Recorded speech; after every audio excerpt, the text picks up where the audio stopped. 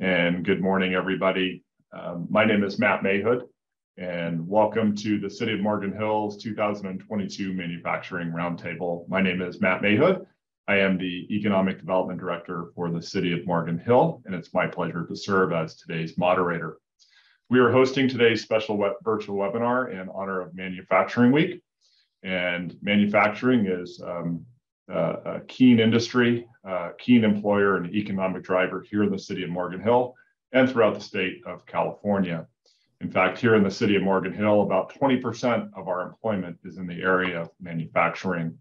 These are great companies that provide great jobs, from entry-level positions to very highly skilled technicians and highly educated engineers. These companies can significantly contribute to the vibrancy and health of our economy, both in our city and throughout the Silicon Valley region, especially since many of them serve as a critical link in the Silicon Valley manufacturing ecosystem and supply chain. In fact, in Santa Clara County alone, there are over 215,000 industrial manufacturing related jobs. California is a leading manufacturer in electronics, food and kindred products, industrial machinery, instruments, and transportation equipment. California leads the nation in medical device manufacturing and EV automobile production. Thank you very much, Tesla. Needless to say, California is a strong manufacturing economy, and that is why we are here today to talk about the industry, the challenges, the opportunities, and its future. I would be remiss if I didn't say this up front. As the city of Morgan Hill continues to expand with new and available light industrial space designed specifically for R&D and advanced manufacturing, we expect to grow this segment of employment in our great community, especially with our close proximity to many other Silicon Valley product researchers, developers, and manufacturers. And if you want to learn more about our community and why it's a great place to do business, please go to our website, choosemorganhill.com. Okay. I promise that's my own one and only plug for the day. Before we get started, I'd like to thank our co-hosts of this event, the Morgan Hill Chamber of Commerce and their CEO, Nick Gage, the San Jose Chamber of Commerce and their CEO, Derek Seaver, and George Chow with Mannix Consulting, who helped inspire and develop today's program. Today, we're going to facilitate two panels with subject matter experts. Our first panel is with executives who have extensive experience and knowledge in the areas of manufacturing. All of them represent employers who are located in the city of Morgan Hill, but each of them has a presence or operation somewhere else domestically or internationally. Today's roundtable is being recorded. A copy will be sent to all attendees and uploaded to the Choose Morgan Hill website early next week. And if you have questions for our panelists, please enter them in the Q&A. Audience questions will be addressed as time permits.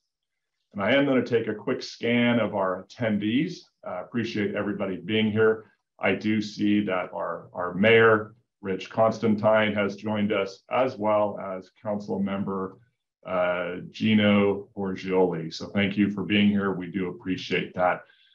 We always like to recognize our elected officials who are engaging in our community conversations. So without further ado, let's jump in. Let me introduce our panelists very quickly. First, I'll start with Dave Stanford. He's the Director of Manufacturing and Supply Chain at Anritsu. Dave has 25 years of experience in test and measurement business, supporting cutting-edge technology products in the wireless communications, 5G, aerospace and defense, manufacturing and R&D device and electronic product testing segments. At Anritsu, he oversees the manufacturing and procurement materials groups, bringing innovation and process improvements in a low-volume, high-mix manufacturing environment. He has a BS in Industrial Engineering from Cal Poly San Luis Obispo and Stanford Graduate School of Business Executive Institute. Welcome to you, Dave. Bob Marge-Avictus. Hopefully I got that right, Bob. He is the Executive Vice President of Bike Supply Chain and Manufacturing with Specialized Bicycle Components. He leads specialized Asian operations, as well as strategic planning, product sourcing, product development, and supplier relations. For 25 years, he's been an integral to the global growth at Specialized.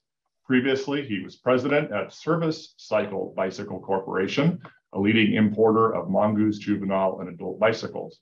There, he was responsible for the reorganization of the company's product development, marketing, and sales and operations. He has a BS from LaSalle University in political science and economics, a Stanford MBA graduate, and a Wharton EDP graduate.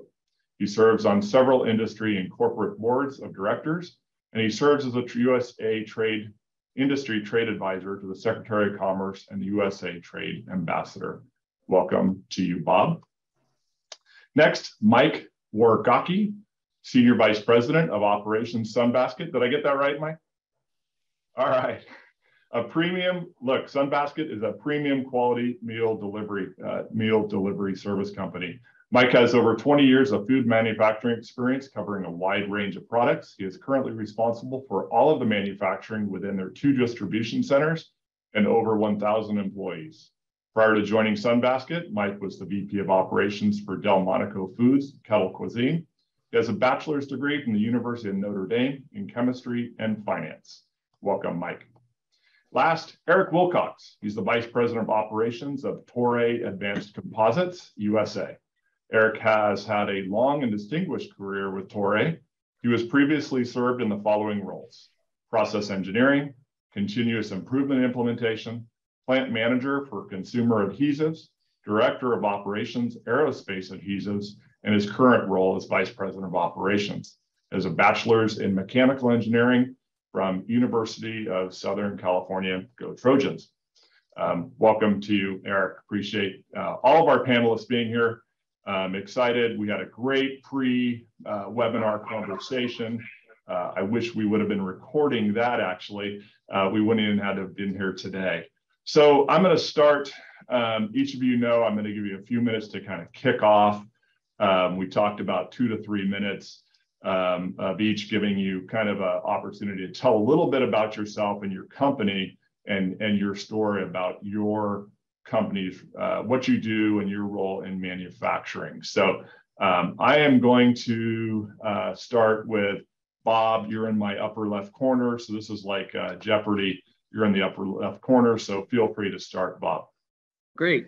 First of all, thanks for Matt for the welcome. And I'm really honored to be here and to be part of this, this roundtable. It's just great to contribute to the city of Morgan Hill and all the wonderful things that Morgan Hill delivers. So for those of you who are not familiar, Matt did a wonderful job explaining all about my history and background, so I won't go into any of that, but I will say that I've a little bit about Specialized. Specialized, for all of you probably on the phone, you've seen all of us riding around on the streets constantly. Hopefully, we're now abiding by all the traffic rules and regulations. We now have a police patrol that tries to keep everybody in order. But you know, we're the largest bicycle brand, I would say, importer in the world, and we sell bikes in 120 countries around the world, and we have a large footprint with individual individual distribution businesses in 40 countries around the world.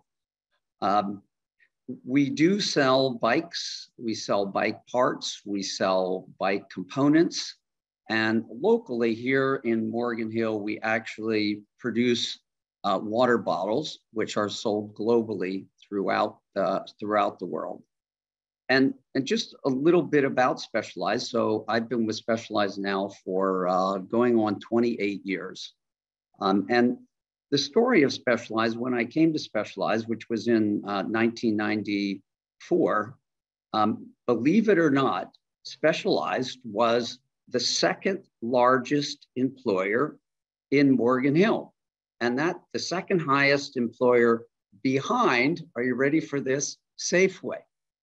We were behind Safeway. Safeway happened to be the #1 employer. And the interesting thing about Specialized and being in Morgan Hill is Mike Sinyard, the founder, some of you may know Mike. Mike came to Morgan Hill from San Jose because Morgan Hill was a wonderful place to ride bikes. that was really the appeal in coming from San Jose. And it has been a wonderful place for us to actually grow and scale our business. From when I started, our business was somewhere around $40 million to today, we're close to 2 billion. So it's a big business. It's grown geometrically over this period of time, and it's been just a wonderful journey. And as most of you probably know, the people that specialize, we're all passionate about bikes. We're passionate about bike riding, and we're passionate about bike usage. And we're really focused on both the performance aspects of bicycles, as well as the integration of bicycles for transportation and utility purposes. And our latest entry has been into electric bikes, and I'm sure that many of you have seen them. They have really taken off globally around the world, and we're enjoying a really good success in that particular area. The last thing I'll cover off on is what we do in Morgan Hill. We have a big footprint in Morgan Hill, and our operation in Morgan Hill does the ideation, the design, the development. We do the engineering, we do the testing, and the manufacturing is outsourced primarily to Asia. We do the distribution, and we do sales and finance out of the Morgan Hill operation. We have a large footprint in Morgan Hill. It is our corporate offices, and it is where we all reside, and the leadership resides. So anyway, thanks. That's the story of Specialized. Open to any questions or ideas that anybody has. Thanks. Thanks, Bob. Appreciate the overview. I'm actually a customer as well. I ride a Specialized mountain bike, so appreciate that. And looking into e-bikes, by the way, as I get older. I'm going to kick it to Eric. Give us a quick overview of Toray and kind of your role, and what are you guys doing? What are you up to? Sure. So Eric Wilcox, I'm the Vice President of Operations here in Morgan Hill. We have a larger company that has a global footprint. Obviously, Toray Advanced Composites is a subdivision that through acquisition, Toray acquired Toray Advanced Composite, which previously was called Tenkate. And previous to that was Bright Technology, which the founder, Scott Unger, was a big part of that. And Morgan Hill is where they brought this technology of doing composites and prepregs into fruition. And through acquisition, now we are a part of the Toray Greater Group. We make composite materials, unidirectional and fabric epoxy-based prepregs that we sell into the aerospace, industrial, defense industries. I've actually, previously, a lot of my experience was with a previous company called Henkel, but over the last 2 years, I was a part of this team here in Morgan Hill, and it's been great. The aerospace industry is very dynamic, and it has many different parts. And Toray Advanced Composites is very interesting because we play in many of the different markets, and it's because we play in all these different markets. It's been a very stable organization. We sell into defense and satellite. We sell into some consumer aerospace, but also industrial applications. And we have two main branches. One is thermoset, which is a temperature cured product. And the other is thermoplastic, which uses induction welding to mold and remold the epoxy prepreg. So it's an interesting technology. That's kind of the future, and we could talk more about it later. But what's really neat about Toray Advanced Composite is seeing that they do everything from the development of raw materials to the manufacturing at this site. We have about 250 to 300 people, both operational labor and science and chemists and executives all reside in this facility, and it's been a really great experience for me to learn this industry and get engaged in this local community. So that's what we got. Thank you for giving me this opportunity. Thanks, Eric. And for a layman like me, when you're saying advanced composites, I mean, it's essentially you're creating a material that becomes the skin on some of these, you know, like a missile or an airplane or something like that, right? That's right. So we are a raw material supplier. Like instead of titanium in a plane, you could make that plane out of a carbon fiber or a fiberglass reinforced with an epoxy. Right. And I've seen your process. It's pretty cool. So thanks. Amazing. I need everything explained to me like I'm a third grader, and then I get it. No problem. I'm going to kick it down. I'm going to kick it down to Mike. Mike, give us an overview of Sunbasket. What do you guys do? Thanks for having me on here today, Matt and the team. Sunbasket is a meal kit company. So we make meals that are both, you know, the kits, the traditional ingredients that show up at your house, and you cook them and chop them and do all those things. And we just provide you with the ingredients and the recipe inspiration, as well as we make fully cooked and fully prepared meals that you just heat up in the oven here in Morgan Hill. Everything we do, our goal is everything is healthy, can be delicious. So, you know, we're trying to find ways to present new and creative and innovative flavors to people that are both good for you, as well as, you know, blow your mind from what they taste like. And that it isn't, you know, as great as a cheeseburger is. You know, there's things that taste really good, but maybe are a little bit healthier for you too. So we're trying to find that world for people. The other piece that we have is because of our location here in California, we are, you know, one of the larger organic food distributors in the country between my facility here in California, and then we've got another one in New Jersey. So we're right next to the Salinas Valley. We're right next to the Central Valley. There's a lot of organic produce here, in a lot of ways now through our direct-to-consumer approach to get those organic produce pieces out and in front of customers and into people's homes nice and easily. So we started in San Bruno right by the San Francisco airport, outgrew that facility and moved into San Jose in 2015 and had a facility up in San Jose. And then in 2019, we outgrew that and we moved down to Morgan Hill, where a building in our food manufacturing space had opened up and was ready to go. We also have a large facility out in the East Coast and basically ship everything from Washington State to Texas out of California, and then I cover the rest of the country out of New Jersey.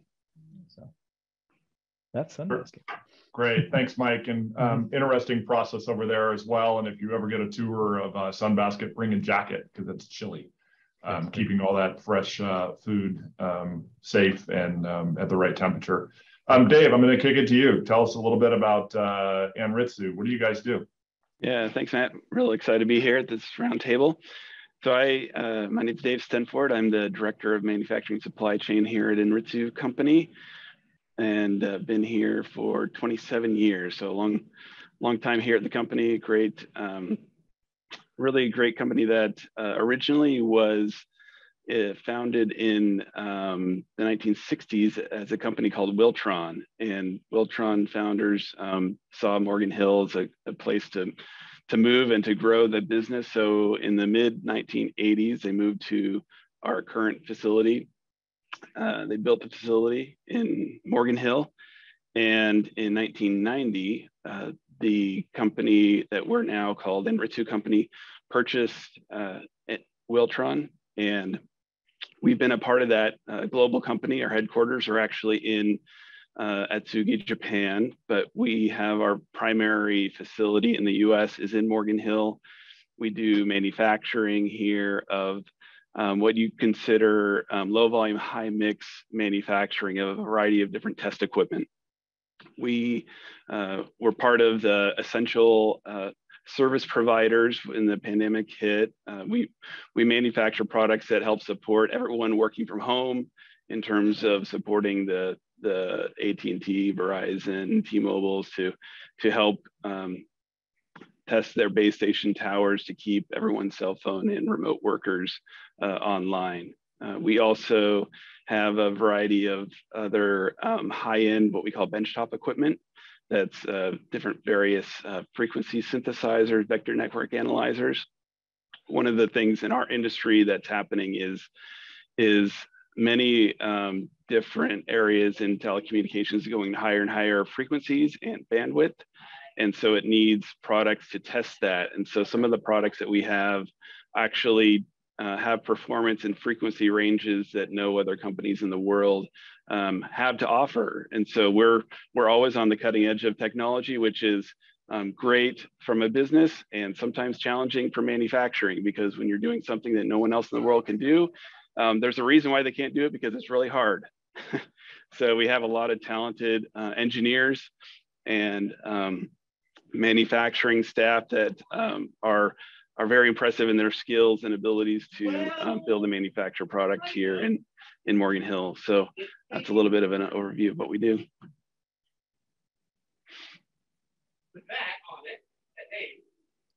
Thanks, Dave, and appreciate the overview and fascinating manufacturing that you guys do in Morgan Hill.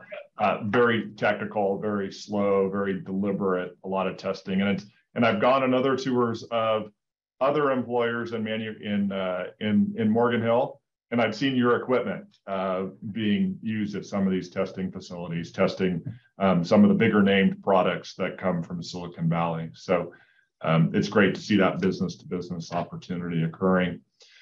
So, gentlemen, I'm going to just jump in with probably the biggest question that we've talked about, and right now, what's the biggest challenge in your industry?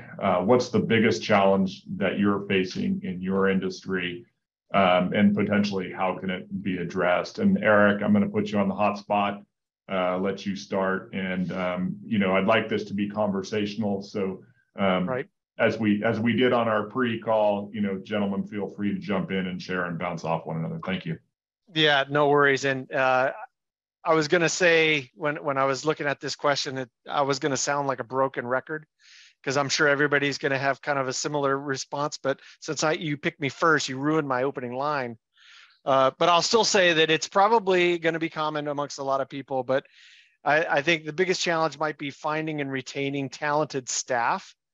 And that's talented staff both from a kind of operator level, working a machine, all the way up to the chemist and the process engineer and the technical type people. It's been kind of a challenge from just it's a dynamic working environment, and just Silicon Valley is very competitive, and so it's been difficult to do that. And then the second one is kind of supply chain related. I know you asked for one challenge, but they're one and two. And supply chain has been very dynamic. If it's from raw materials being available, shortages of specific components that are causing us to then react and have to change our schedules and notify our customers of delays. And then it's logistics, getting them from the ports into the factories those are the biggest challenges. And kind of from a people standpoint, I think coming up with a development plan and showing that Toray is a great place to work and you can make a career out of it, from an operator level and from the skilled, professional type person. Like, we have a great, robust customer base. It's a good business to be in, and getting that message out is how we're trying to combat. And then doing better at supply and operating and communication with our suppliers and customers, making sure we know with better forecasts and anticipate some of the delays, and get on it earlier to put countermeasures in place. It's kind of what I see out there in the industry. I don't know, maybe some of these other guys have similar problems. Mike, I'm gonna ask you to respond and kind of jump off that, because I know when the pandemic hit, demand for your product skyrocketed. It did. So, yeah. So what happened? I mean, when pandemic, we were essential. We were, sending food out. We went from, I think we went from 350 employees to over 700 in about 3 weeks, trying to keep up with the demand. And we were sending about 500,000 meals a week out of the facility here around the country. Then my East Coast facility was doing a similar number. And yes, so the labor piece and where labor is post-pandemic is very intriguing. One interesting piece in the Morgan Hill area, at least, is because of our proximity to the Salinas Valley and the growing areas. For me in the food world, I have a very unique, actually very highly talented and skilled workforce available that has a unique opportunity with a place like a Sunbasket, where they don't have to travel to Yuma, Arizona for half the year or things like that. So we can provide some stability to families where they're traveling, across the country to follow the harvest, whereas they can come into our world and be there. So it's been interesting. Now New Jersey is a different answer on that. And so really our big challenge right now is actually the almost exact opposite of what happened during the pandemic. Is now everybody's allowed to go back out and they're opening up their world, and people want to go, they want to go to the restaurant, they want to go out to eat. So, we've introduced a lot more people to adoption of direct-to-consumer sales of foods and things. Now it's how do I keep people excited? How to keep my customers coming in when, I don't want to be at home anymore. So, definitely. Interesting. Mm-hmm. Bob, what's your biggest challenge right now facing Specialized in your manufacturing environment? You're on mute. We'd love to hear what you have to say. Great. Okay, our situation is quite different actually than the rest of the team here. The bike industry is primarily importing products from overseas, and in particular Asia, China, Taiwan, Southeast Asia.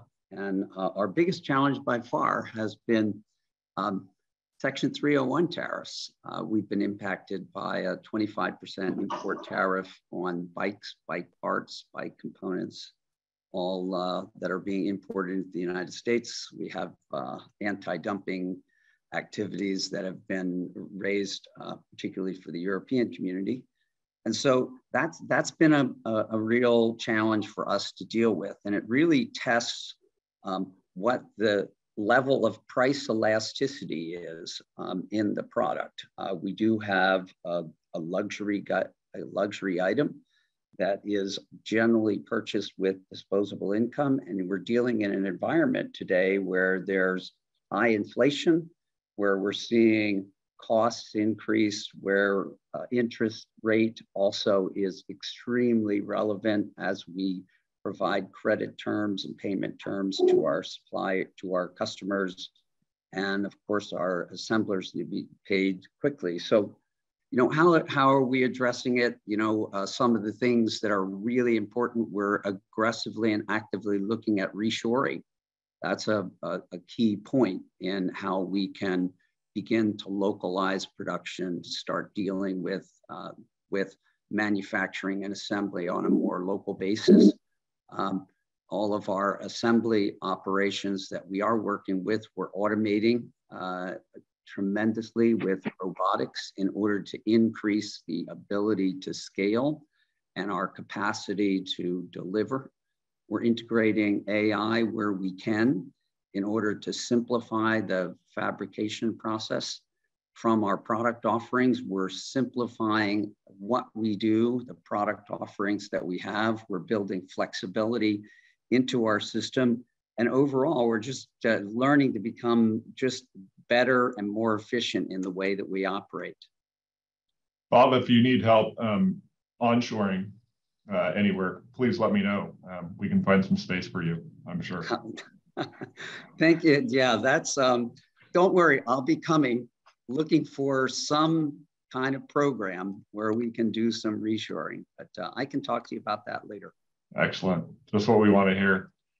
Dave, what's going on at Anritsu? What's your biggest challenge, your biggest opportunity there? Yeah, I'd say it's similar to what Eric was sharing. First is people, just finding the talent from an engineering, from a production, from even, we have a machine shop that we have quite a few employees that have been with the company many, many years. Those of you who've been to the campus know we have like 25-year parking signs, and we have a lot of parking signs on our sites that show we have great employees that have been here a long time, but they're getting close to retirement age. And we need to backfill, and finding those people with the skill sets is really challenging. So we're flexible. We recruit even in some of our areas that have in the production areas that we train kind of from scratch sometimes with our experienced people. And then on the engineering side, that's always been a challenge, is finding that engineering talent. And so that's one. And then again, to echo Eric again, the supply chain is just really, really difficult right now. Our business is very healthy from an orders perspective. A lot of customers, when some of our more innovative products, we're seeing really booming orders, but getting material is really, really challenging. I've heard some people say it's the worst supply chain since World War II in the country, and that's we feel it. This is a big challenge, and it's a lot of it semiconductor devices is a big one for us. Some raw materials as well, of other types of raw material, but semiconductors is those devices. We have a lot of specialty RF microwave devices that are very difficult, and so we've been putting a ton of energy into improving that as well. So those are two of the biggest challenges. And then just from a cost perspective, we are competing against a global environment. So we're competing against many other companies that have manufacturing in offshore.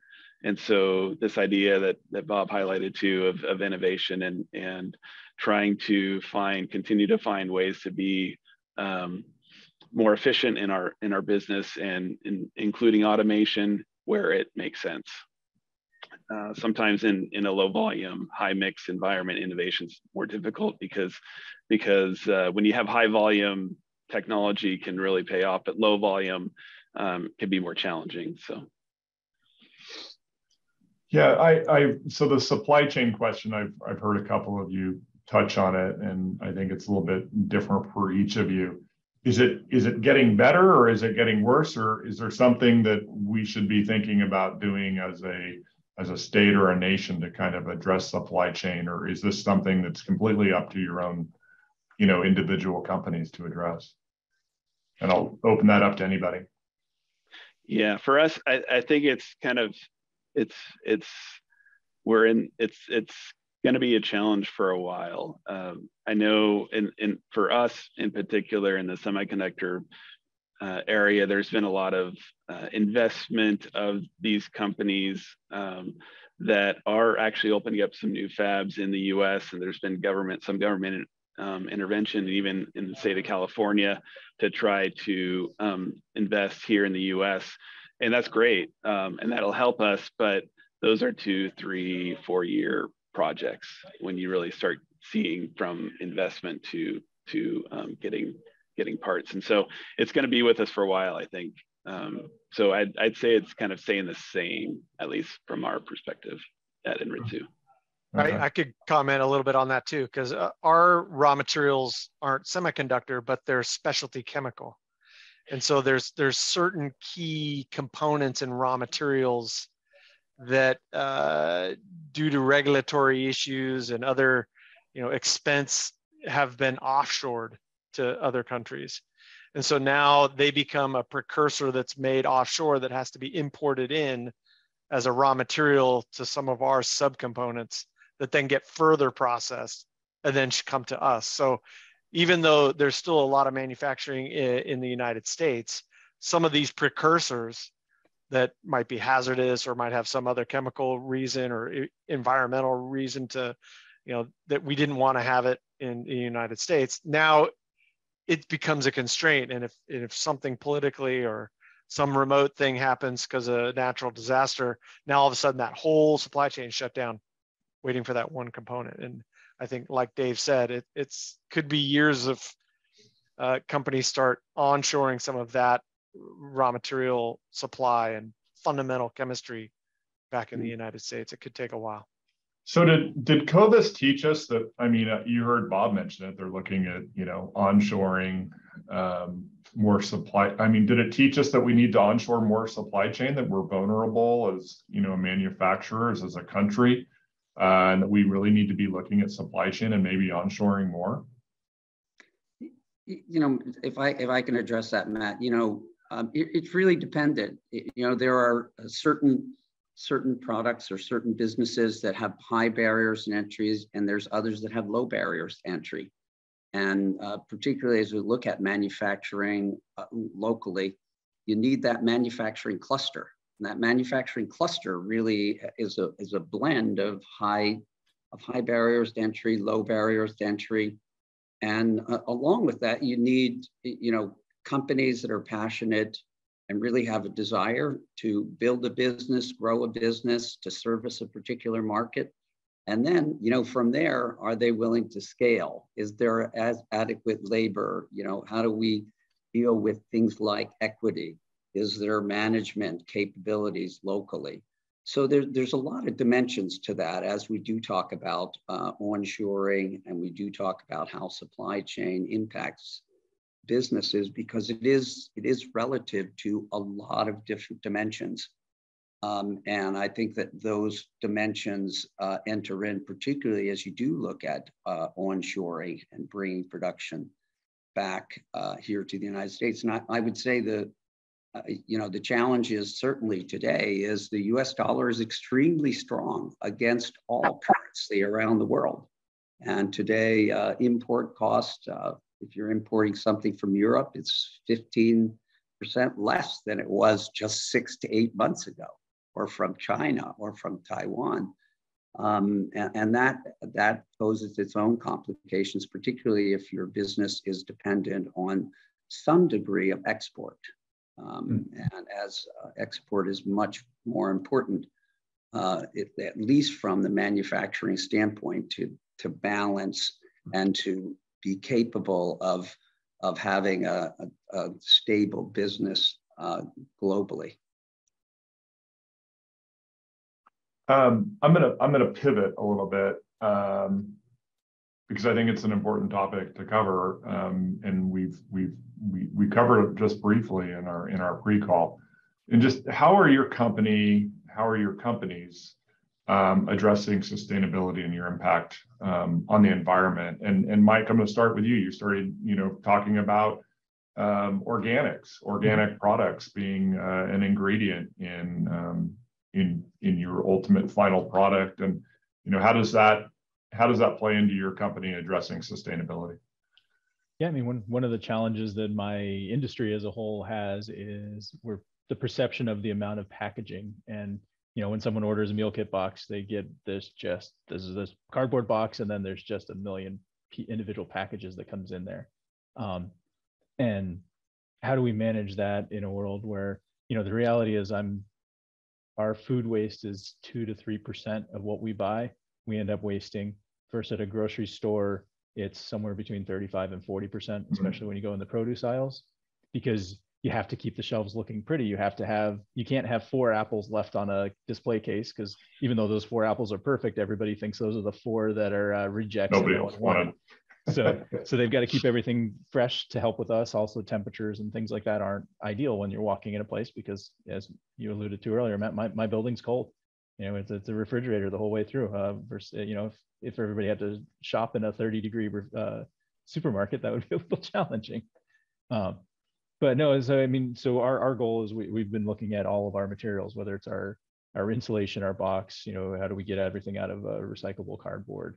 What do we get, as far as how much percentage can we use before you end up losing capabilities with the box? How do I get my insulation so you can recycle everything, all the plastics, everything we use inside? How are they all recyclable or compostable? So we've been attacking that, as well as how do you then get these boxes to customers in the most efficient way possible with the least, carbon footprint from a shipping perspective. So using different carriers, local carriers versus all the national carriers that have multiple hubs and drops for that same box. How do I get it as close to the customer possible? So there's as little travel time for them as we can. Great. Thanks, Mike. Anybody else want to weigh in on this topic? Yeah, I know and Ritsu being a Japanese company, Japan is very serious about being a green company, environmentally friendly. We have ISO certification for basically the environmental, you could call it improvement processes. And so one of the things just last year, we added a lot of solar panels on the campus. I think we're the second largest solar generating location in Morgan Hill, I believe. You can fact check me on that, Matt, but that's what I heard from our facilities. And then we also, one of the things, we have a thin film group that does metallized substrates. It's very similar to other types of semiconductor processes. And one of the things that you may not realize, it uses a ton of water, those processes. And obviously we're in a drought. And so we were looking at that, and we found some equipment to recycle water that actually reduced in some of our processes there, like 10x amount of water that we were able to reduce in the semiconductor process. And so it's something that Enritsu takes very seriously. It's part of their pillars of being environmentally friendly and giving back to the community. And so those are a couple examples of things we're doing.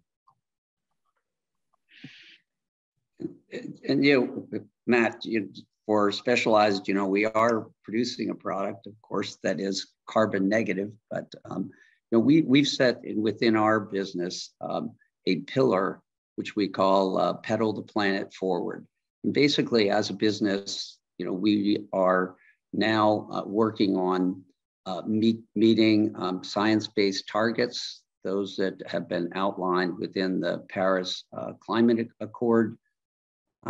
We've, over the past couple of years, we've worked very hard on doing life cycle analysis on all of the products that we have to understand where the greenhouse gases are coming, how we can address each of those greenhouse gases. Locally, we've looked at what's called Scope 1 and Scope 2, things that really are within our control as a business. And we too, just like Dave, we've installed solar panels. I think everybody has seen that. We have a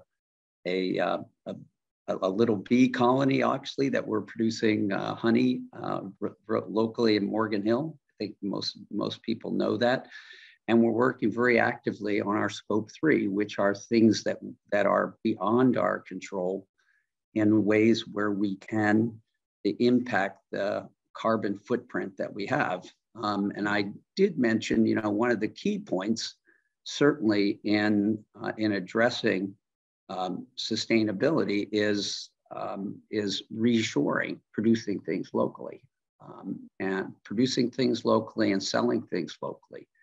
And that I see as being something that's going to become more and more important here in the United States as we look forward, that we're going to have to do a lot of work in order to be more sustainable, and we're going to have to do things and change some behavior so that we do have an environment and a planet that is sustainable and that we're good corporate global citizens. Thanks, Bob. Eric, any quick comments? Yeah, just I'm going to jump to another topic real quick. No, I did want to piggyback on what Dave said. Toray is also a Japanese corporation and very much motivated by sustainability and contributing to society is what the way they produce it. They talk about it. And what's really interesting, we're also putting some solar panels. Hopefully we'll compete with the greatest number of solar panel competition for Morgan Hill. I think we'll probably rank in the 3rd or 4th place, but I'm good with that. That's pretty good. But overall, what's interesting about advanced composites, you can imagine Bob's making a bicycle out of some steel or an alloy. Those have a high density, but when you can replace and put some advanced composite material, whether it's carbon fiber or something like that, where you can get the same strength, but make it lighter, now your electric bike uses less energy and it's more environmentally friendly. So a lot of the aerospace is about lightening the plane so that when you're flying, you take less fuel. So a lot of the composite materials that we're doing are playing in this industry where, the power to weight ratio and the strength of the calculation, we're really enabling people through our technology to be more sustainable and be more efficient with their energy use. And I know the thermoset side, which uses energy to cure it, and it has a lot of autoclaves and pressure and a lot of things you have to do to make a good product. But our thermoplastic technology, which is the new generation that we're putting out, really is a thermoplastic where you just melt it and you put it in a form. You can remelt it, put it in a new form. That's really looking at the whole life cycle of a product.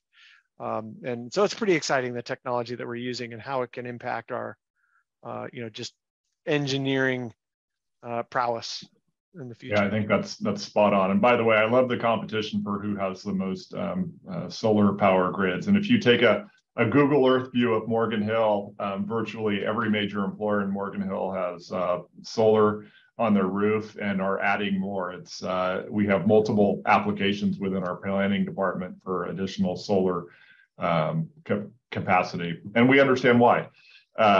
So we appreciate that. So I'm going to pivot a little bit and ask you guys just we're getting to the point where we're going to wrap up here in a few minutes. So just like lightning round stuff, like and globally, like what's the biggest opportunity for manufacturing in the U.S.? If you can like put on a quick answer to that. Any of you want to take a shot at that, like in a few words? I could take a little quick shot at it, and it's this thermoplastic technology is really going to enable people to, you don't need a giant machine. It's a very quick kind of employee minimal type of way to get the value stream. So you don't have all the upstream equipment and everything needed. You can really put in small thing, high agility. Some, I think Specialized might have some of our stuff. There's some other onshoring applications where they're taking this thermoplastic technology and making wheels and tires and frames and different components. So I think that's an interesting thing for me. Matt, I just want to say, export is a big opportunity. The percentage of products that are produced here in the United States that are exported outside of the United States, excluding agricultural products, is tiny. So manufacturing and export outside the United States is where the big opportunity is. There's a whole big world out there beyond the US. Yeah, I think you see this going back a little bit to the semiconductor investment, that I think there's a recognition that some of these technologies that are so ubiquitous within so many different products and technologies that are so critical to both industry and government, that getting some of that technology that you can rely on the US to support, that we see some of the fragileness of the supply chain that the pandemic kind of highlighted. So I see certainly in talking to some of our suppliers, there's a huge investment in the semiconductor industry that's probably going to be a big opportunity, as well as you get into some of the obviously the electronic, all of the car manufacturing and battery technology is going to be certainly a growing area within, I think, domestic manufacturing as well. And for me, I think it's related to, with the ability or the lack of ability to have as many people on the handwork side as we go forward, it's how do we improve the machine, the robot, human working next to each other, having the robots taking on the more dangerous, heavier jobs, repetitive jobs, but still the need for people to be doing some of the real fine and manipulations and things that they're not the same every single time. So it's how do we build that combination of man and machine working side by side, as opposed to competing with each other for the same job. So really quick, kind of a lightning round, Bob. I'm going to start with you. Your industry, 5 to 10 years. Are you growing? Are you stable? Are you growing? Are you shrinking? Where do you see your industry without violating any SEC rules? The industry is growing. I mean, imagine we're in a wonderful industry. It's good for the environment, health, fitness. And what we see going on is, e-bikes. That's where the future is. It's growing at a pace right now of about 15% per year globally. And it's where the industry is going. Yeah, and you take some of Eric's composites and products that he's making and make those carbon bikes even lighter and lighter. That's awesome. Eric, what do you say?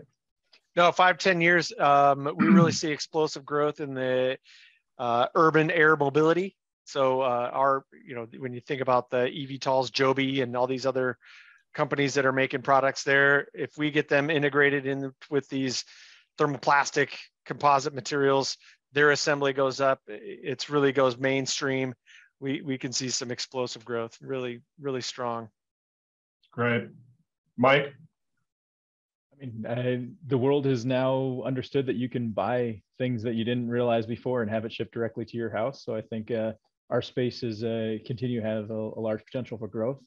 And really for us, it's as a manufacturer and really built out a manufacturing infrastructure, it's that's a huge hurdle for a lot of folks to get into our space. So how can I actually provide them as a, within the contract manufacturing world and all those other pieces, how can I help provide other companies a shot to get in there while extending my machine runtime.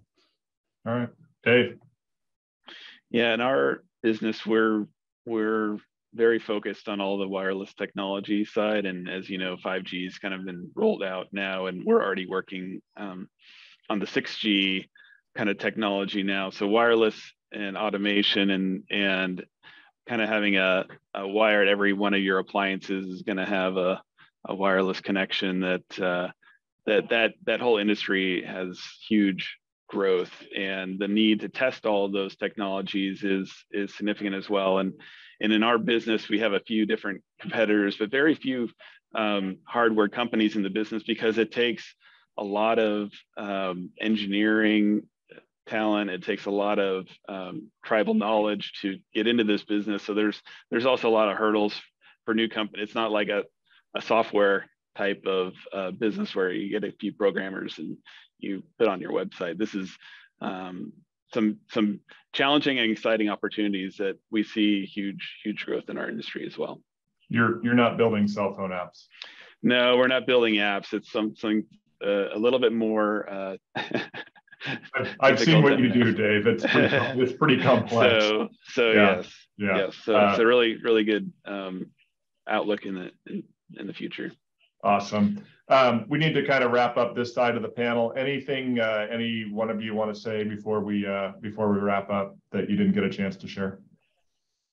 Maybe there's a lot, but no, I think thanks for hosting this. I think just from a Morgan Hill perspective, one of the things that we do see as in some ways a competitive advantage being in Morgan Hill is that we have people that live in Morgan Hill or Gilroy or those places, and we're not one of those companies that has a lot of remote people. We need people on site on our campus, and so that's been a competitive advantage for us, that they don't want to drive into the San Jose or the Palo Alto or the Mountain View. That saving an hour every day or 2 hours every day on their commute, being in Morgan Hill has been a good kind of recruiting advantage for us, for those people that live in the Gilroy or the Hollister or some of those areas where it shortens their commute. So that's one thing to note that we've really appreciated about Morgan Hill and this location here. Yeah, I enjoy that reverse commute as well. So let's not tell too many people. Anything else from anybody? And then we're going to wrap. All right. I really appreciate all of you participating this morning, Bob, Dave, Eric, and Mike. Really appreciate your insights and your participation today, and really appreciate you guys being major significant employers in the city of Morgan Hill and contributing to our economy. We're going to move on to our next panel. So thank you very much. Feel free to stick around. I'd ask that our other panelists join the webinar piece. Ask that they just come on over. Jean and Mark and Poonam, come on over. Appreciate that. Awesome. Great job, guys. So our second panel, we're going to pivot pretty quickly here, and is going to expand upon our first panel. We're going to try to address some of the challenges and opportunities that you heard in the first panel with information, tools, resources, and advice for, candidly, manufacturers of all sizes. So let me introduce our esteemed panel, and we'll get right to it. First, Mark Martin. He is PhD, Regional Director, Advanced Manufacturer Employer Engagement for the Bay Area Community Colleges. Dr. Martin has over 25 years experience in manufacturing and engineering, including product development, manufacturing and design, research, teaching and workforce development at the high school, community college, and university and professional development levels. Product design and manufacturing expertise focused on methods for designing and developing new products. He previously worked in the medical device field, developing electromechanical products, as well as founding and running an educational and consulting company focused on product development and manufacturing. Welcome, Dr. Martin. It's great to have you here. Thank you. Our second panelist is Poonam Patel, Assistant Deputy Director of California Governor Office of Business and Economic Development, also known as GoBiz. I'll refer it to as GoBiz moving forward. Poonam was appointed as the Assistant Deputy Director of Business and Investment Services, CalBiz, at GoBiz in 2020, where she has also been serving as a business development specialist for the Bay Area region since 2018. Previous to her work on the CalBiz team, she served as a permit specialist to provide regulatory assistance to California businesses from 2013 to 18. She navigates businesses through state incentive programs and provides tailored site selection services for employers, developers, and consultants who are considering California relocation and expansion. She has a master's in business administration at the University of California, Davis. Go Aggies. And we always look forward on the economic development side. We always look forward to getting emails from Poonam and the folks at CalBiz. We're like, hey, who's looking for space? Our last panelist, excuse me, is Gene Russell, President and CEO of Mannix. Mannix. Gene has 40 years of global manufacturing and sourcing experience in senior leadership positions within telecommunications, consumer electronics, durable goods, and home decor. He led a successful turnaround at a mid-sized manufacturing firm prior to joining Mannix, the NIST Manufacturing Center for Northern California. At Mannix, he leads a team of manufacturing engineers, food scientists, Six Sigma lean consultants, quality experts, sales trainers, leadership coaches, and a nonprofit business model under NIST MEP federal support, California GoBiz, and industry partnerships. Mannix consults, coaches, and trains in multiple manufacturing disciplines, and really they are the go-to resource for manufacturers. And Gene, for a guy who's been doing this 40 years, you look amazing. So congratulations to you. Welcome to all. What's that? California lifestyle. Awesome. I'll join you in that. Awesome. Appreciate that. I'm going to allow each of you, I read your bios are great. They give like a brief overview of who you are, but tell me a little bit about yourself more in more detail, like your role in the manufacturing ecosystem. And Poonam, I'm going to start with you. Awesome. Well, thank you, Matt, for that introduction. And it's a pleasure to be invited to this panel group. I'm part of one unit in the larger GoBiz office. All of the units collectively help with economic development efforts in the state. My team specifically, as Matt mentioned, works directly with businesses to help navigate them through various incentive programs, tax credits, sales and use tax exemptions, grants, anything really under the sun that can help businesses be successful here in California.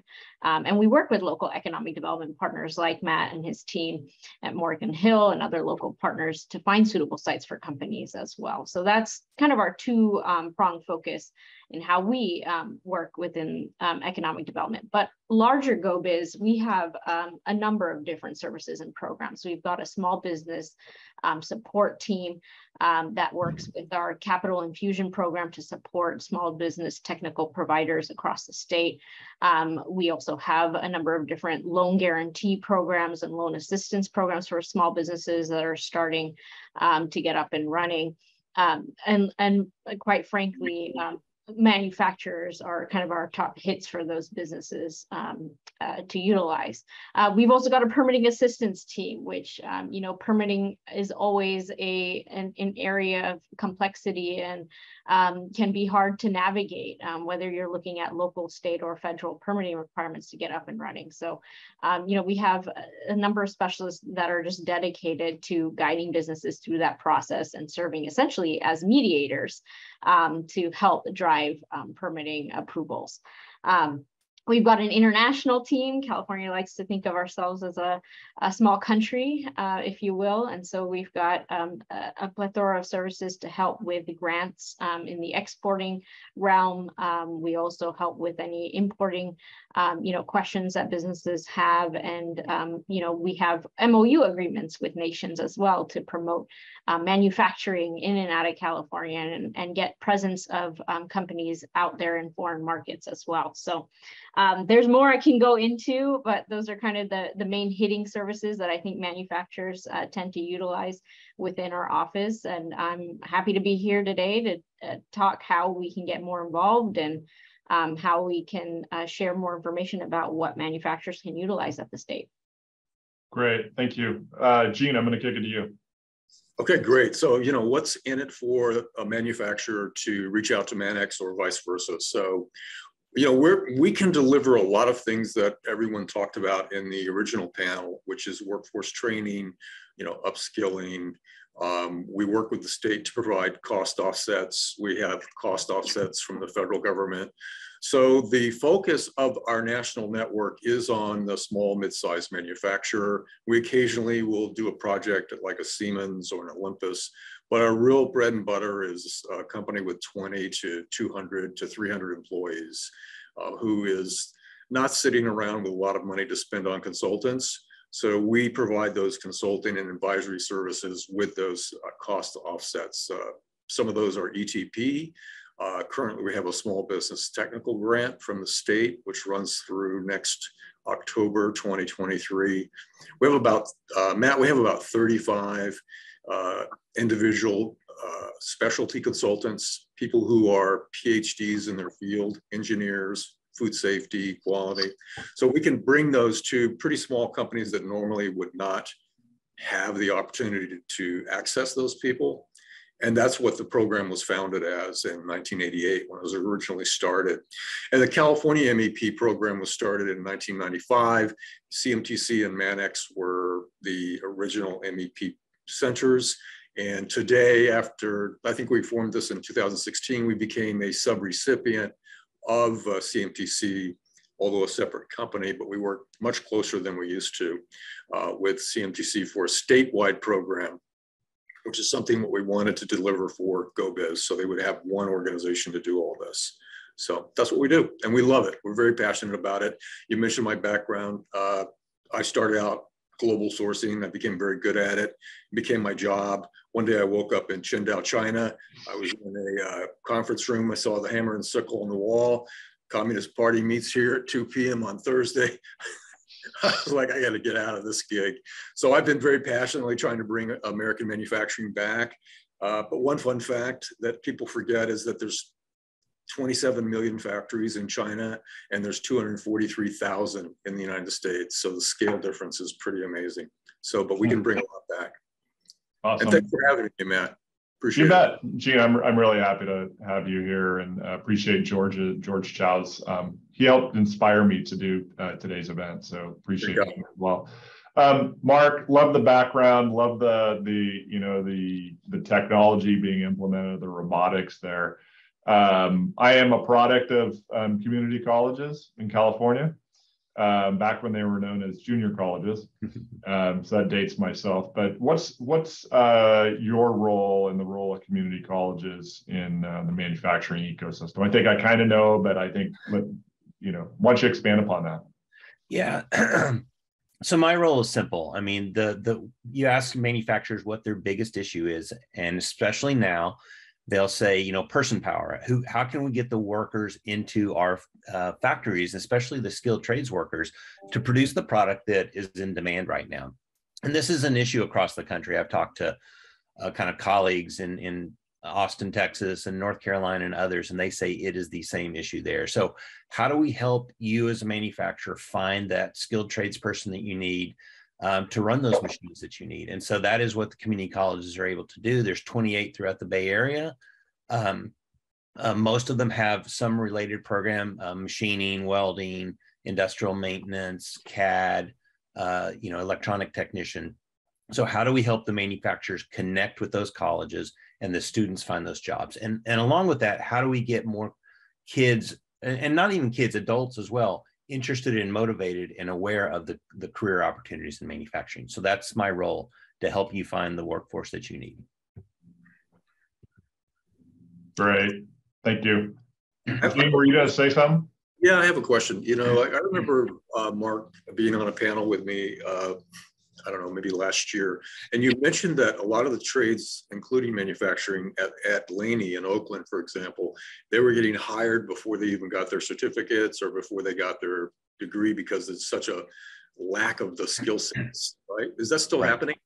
Oh yeah, definitely. I mean, you think about it, you know, a lot of, as managers, a lot of you may have had your bachelor's. If you do not complete your bachelor's, if you're one course short of getting your bachelor's, you know, some people might have considered that to be a failure. I mean, in the skilled trades, what you need, your success is, do you have the skill sets to do the job, to do the work that a company is hiring you for? So we see some students that have gone through 1 or 2 maybe machining classes, and they have the skill sets to get started and working for the company. And then often what they'll do is they'll continue working or continue taking classes in the evenings. But yeah, it's hard to keep, you know, people at the colleges through the kind of the full training, at least full time. But a lot of times they will come back and continue their training while they're working full time. Mark, I'm trying to figure out how I ask this question, I guess, because I mean, the dynamics of what employers just in general need, right, are constantly changing and evolving, right? Technology is changing the workplace, especially around manufacturing, more robotic, more artificial intelligence. How does the, you know, as you're looking to educate and train, you know, the workforce, how does the community college system like respond to that constantly evolving, you know, environment? Well, you know, I mean, you're right. Technology does change, but to be honest with you, the basics of the manufacturing skilled trades are still pretty much the same. I mean, machining is still machining. Yes, we've moved to CNC, but that's been around for decades. You know, you need to kind of keep your skill sets up on that particular trade, but it's not changing so dramatically that the community colleges need to reset every 2 or 3 years or 5 years, you know, maybe more so like computer software, it happens. But I mean, you know, machining, maintenance is still electronics, electrical, hydraulics, pneumatics. I mean, those have been around for a long time. And, you know, now you might be applying it to a KUKA robot or a, you know, some sort of collaborative robot, but it's still hydraulics, pneumatics, electrical. And so it's still kind of the same, you know, PLC, which is the programming language for kind of industrial equipment, again, has also been around for decades. So the core set of skills needed has been taught at the community colleges. And as new skill sets are needed, there are updates. You know, we're looking at composites have been around for a while, but they're becoming more prevalent. So, you know, you just had a speaker from Toray, and I work with, working with Joby and Sail Drone and others who need composites. So that is something that as we see more people being hired in that skill set in greater need, we're looking at, can we implement kind of a training program or classes or whatever it might be needed to provide workforce for those manufacturers. Great, thank you. Go ahead. I'm running into certain situations, and I think you heard it from Glenn at Thermo, where the really young generation that is coming along, they don't have the same PC skills that somebody had even 15 years ago, maybe 10 years ago. So they've been working in an iPad environment or some smart tablet kind of environment. And some of the factories still have very much PC driven business. And so they're having to teach them those kinds of things, very basic, that we would think that, people would have since they were 12. But are you guys doing that at the community college level, or seeing that as an issue? I mean, I was surprised as that as well when I said, hey, the kids will know how to run the computers, and you're right, they're working more the iPad, the iPhone environment. We're not. I think it's also a skill set that you can teach relatively easily. I mean, say we're not doing, we certainly have classes on that, but as a machinist, we don't say, you have to take a class on Excel or something, because I also think those are skills that you can teach pretty easily at the at the company itself. So we don't focus on that, but usually as part of their classes, they still have to get into systems. Typically, it's much easier if they get it on the computer versus the iPhone, their learning management system and stuff. But I think it's not addressed specifically around that computer use. Do you find the biggest roadblock is the math, or is it the parents not wanting their child to go in the technical? I think it's the technical trades. Everybody out there, hey, your kid's going to go to college, and they don't mean 2-year college. They don't mean community college. They mean university. Whereas 30-35% of jobs require a bachelor's is all. And so there's a huge contingent of people who might start college, and usually got about a third of them drop out after the first year. I say college, university. So I think it's that, it's societal, it's parental, it's teachers, counselors. Every teacher is got their bachelor's. So I think that's the issue. Matt, go ahead. Go ahead, Matt. Go ahead. Gene, go ahead. You're doing good. So do you find the addition of robotics, and particularly these BattleBot kind of competitions, bring kids into an environment where they're actually building things and using their hands, which is something that is really lacking outside of that world, versus the shade tree mechanics that our fathers were, working on stuff with their hands?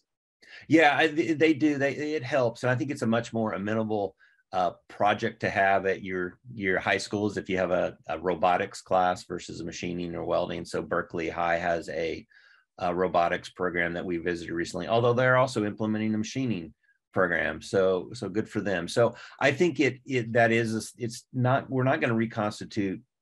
I say we're not. It's be difficult to reconstitute your shop programs in the high schools. Right. And so I think this more kind of a cross-discipline, multidiscipline type projects, be the BattleBots or FIRST Robotics, which is, again, all kind of focused around robotics, are good approaches to get kids interested in kind of working with their hands, which I think is key. I think the key thing in the high schools, get them interested in learning that this is a career, but also that they like it.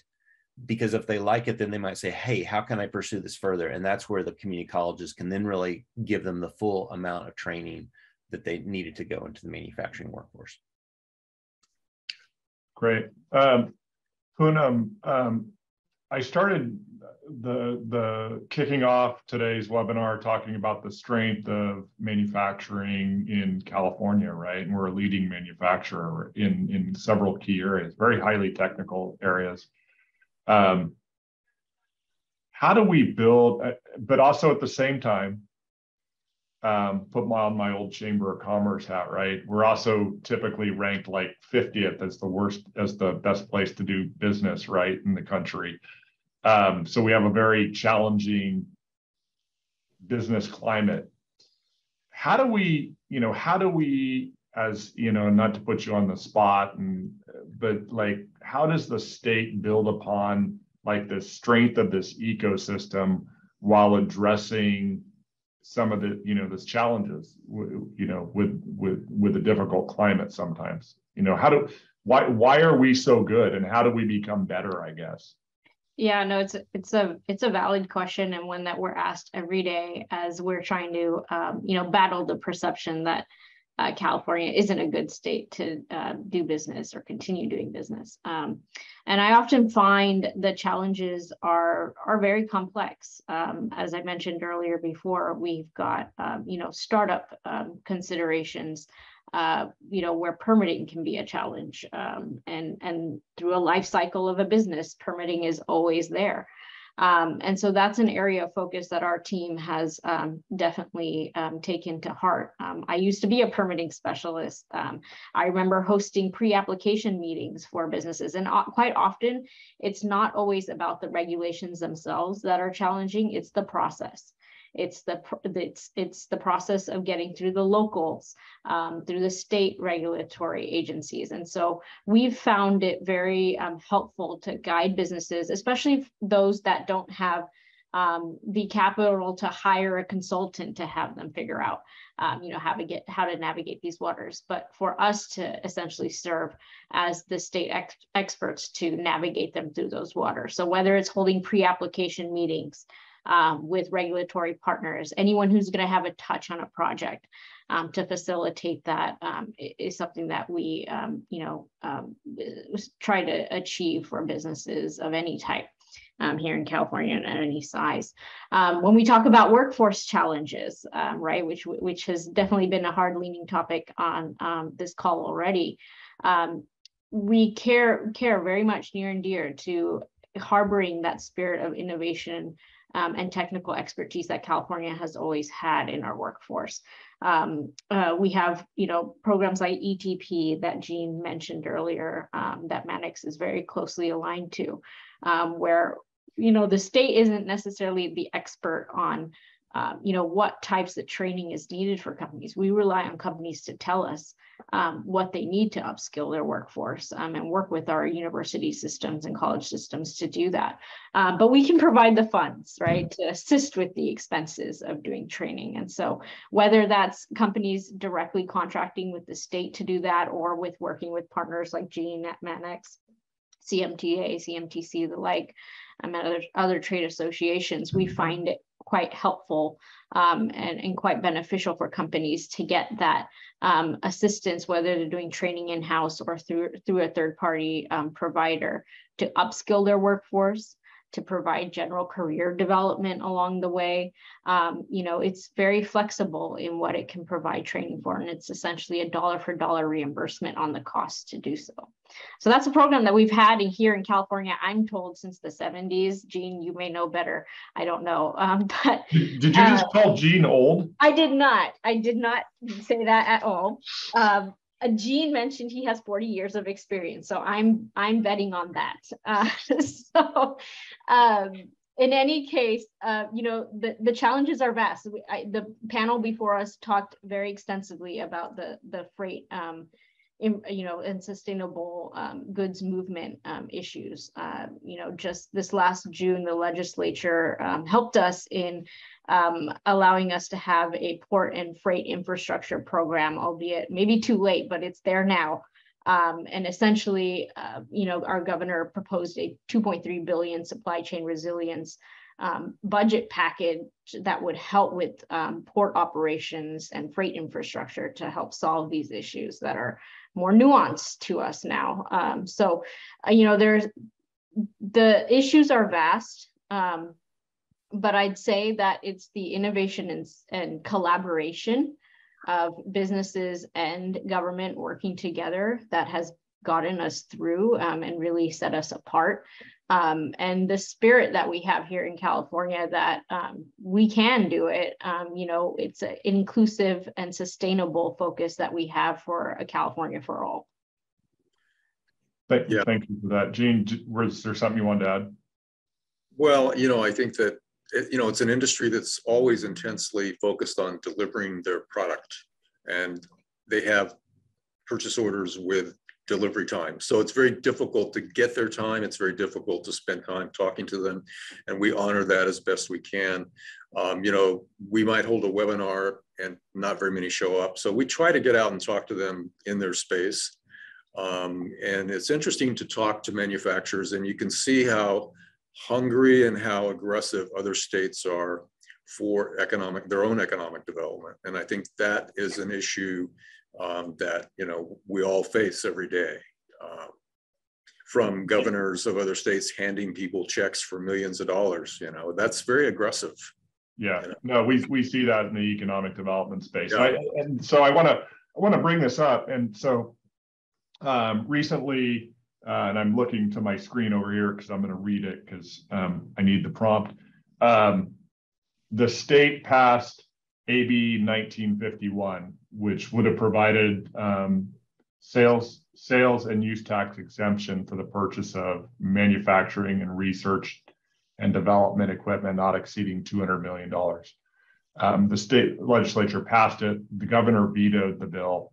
I guess from a local jurisdictional perspective, we're probably happy he vetoed the bill, because it was his message was that while he supported the intent of the bill, it would have resulted in significant tax losses for local governments, right, which would really impact our essential services.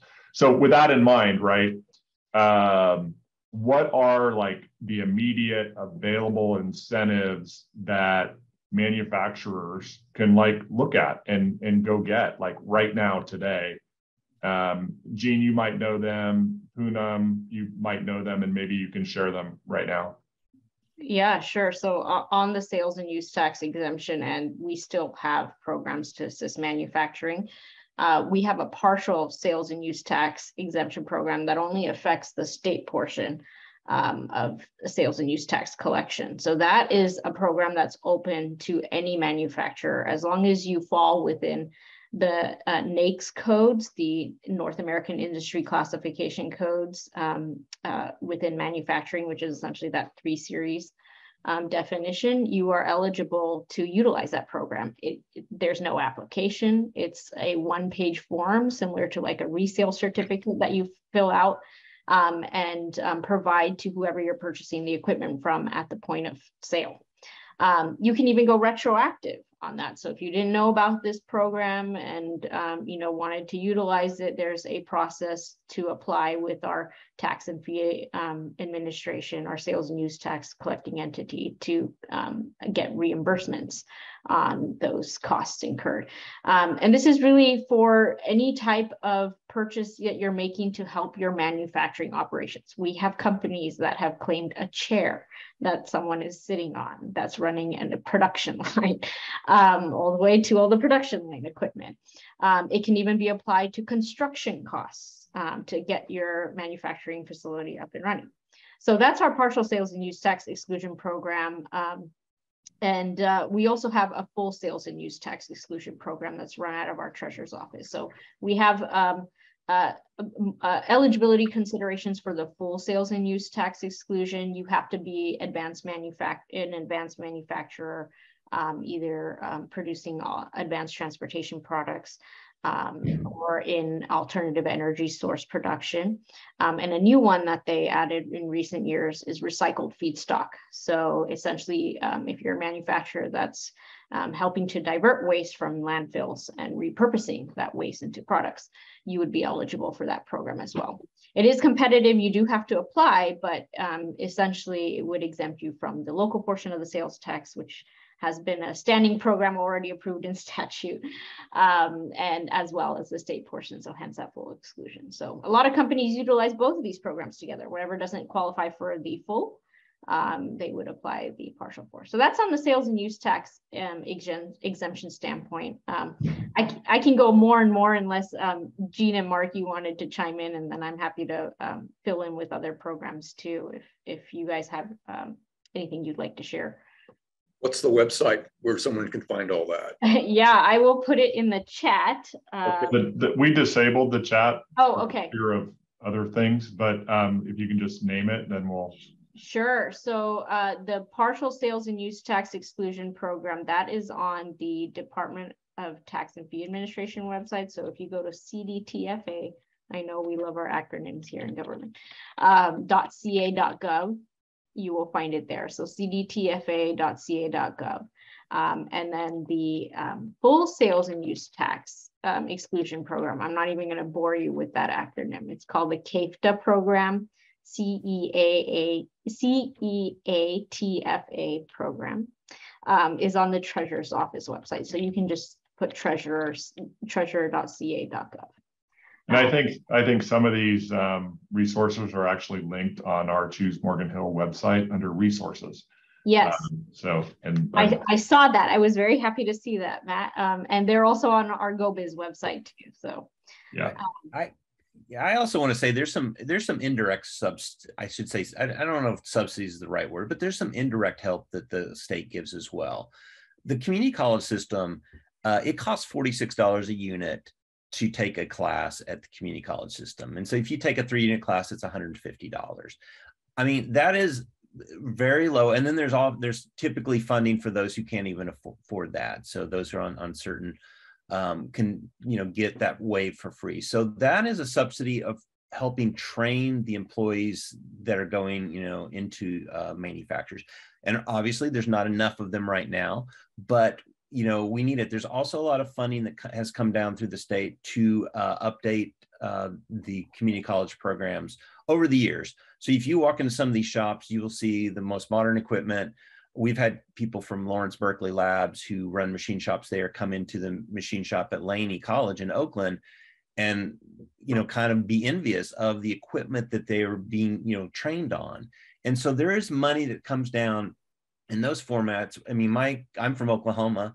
My niece had to pay $250 a unit to go to community college in Oklahoma. I mean, and so there's these subsidies that help our people become more educated and move up in their career opportunities. And there's additional stuff around apprenticeships, which, you know, I would definitely check that out or reach out to me. We can talk more about that. So there are a lot of state programs that help out manufacturers that way as well. Yeah. Great. Thanks, Mark. And then I'll just, oh, sorry, you're going to say. No, go ahead.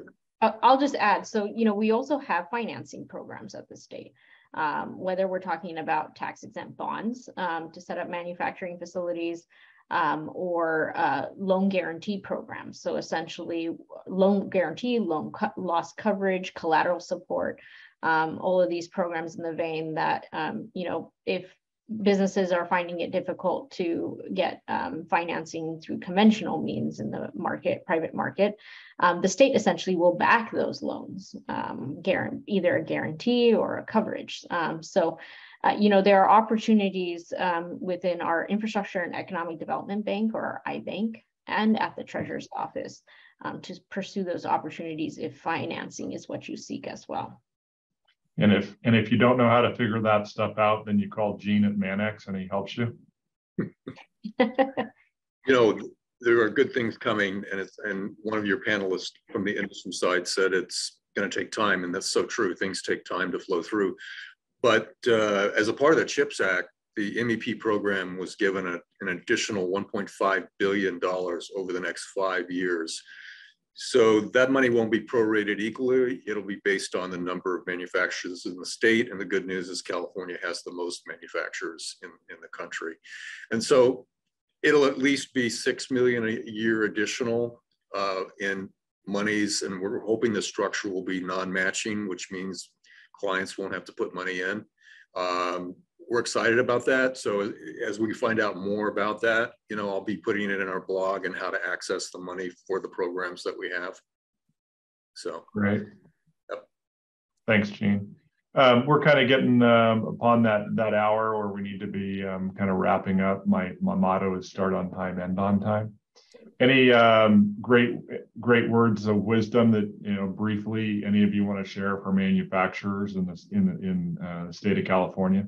Yeah, I'll jump in. I want to emphasize the idea of apprenticeship, and all apprenticeship is really that you are kind of training your employees to move up into your, you know, kind of higher skilled job. So if you have workers that are maybe at an entry level and you have positions that are higher skilled trades, look at apprenticeship where they would, you know, you kind of mentor them, you rotate them through different skills of that job, but then you take community college classes to upgrade them to move in it, because they know you, they know the company, you know them, what kind of worker they are, and then you know, help your employees themselves move up, and then you kind of backfill those jobs. But if you have any questions about apprenticeship, you can reach out to me and I can talk with you more about it. Thanks, Mark. We actually met with a recent employer who they were having a hard time training or hiring people. So they hired really for attitude and aptitude. And they took somebody who was a grocery clerk at Trader Joe's, brought them in at an entry-level position, and have just literally been training him up because they're training him the way they want him to work. But he had the aptitude and the attitude, and he was showing up, right? So he was interested in a career change. And I think that's the opportunity that many manufacturers potentially have, along with that apprenticeship program. Gene, any closing comments? I think your point is great, and we see it more and more. That's exactly how you have to do it. You have to bring people in and give them the skills.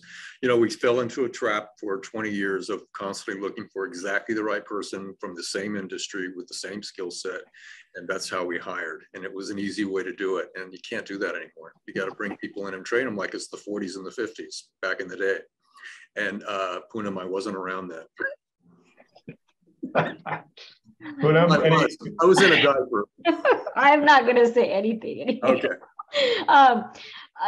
No, I just would leave with, you know, as a manufacturer in the state of California, please do not think that you are alone. You know, I think the perception is often that you can't approach government or that we're too hard to navigate. That is exactly why our office was set up, to help be that navigator, to help get you to the right people, to help support you be successful here in California. We care about that. We know we cannot do this without you. You are the reason why we are innovation, an innovation leader in the nation and in the world, really. So, you know, and partners like Jean and Mark and other organizations that we work with that are kind of, you know, working with us on the state end and providing direct support to you, you know, they're extremely helpful and we work with them every day. So really, I'm fortunate to be a part of this conversation. Jean's absolutely right. We can do as many webinars as we can, but we really want to make sure that everyone knows about us. You know, and we're in that direction in trying to get people more aware about these programs, but you can always call us and we will always have the time to navigate you and get you to the right place. Thank you, Poonam. I will speak and attest to the fact that the folks at GoBiz are very friendly and receptive to questions and inquiries and getting on the phone and answer questions. Jean, Poonam, Mark, thank you very much for being on today's panel. Also want to thank Bob, Eric, Dave, and Mike from panel 1. Appreciate their time. This webinar is recorded. We'll have it posted on the Choose Morgan Hill website within a week. We'll encourage you to share it. We'll talk about it. I think we've covered a lot of topics today, and we want to celebrate manufacturers as an industry, as an employer in the state of California and the city of Morgan Hill. Thank you for being with us, and I hope everybody goes out and has a prosperous day. Thank you very much. Thank you. Thank you very much. Thank you. Bye-bye.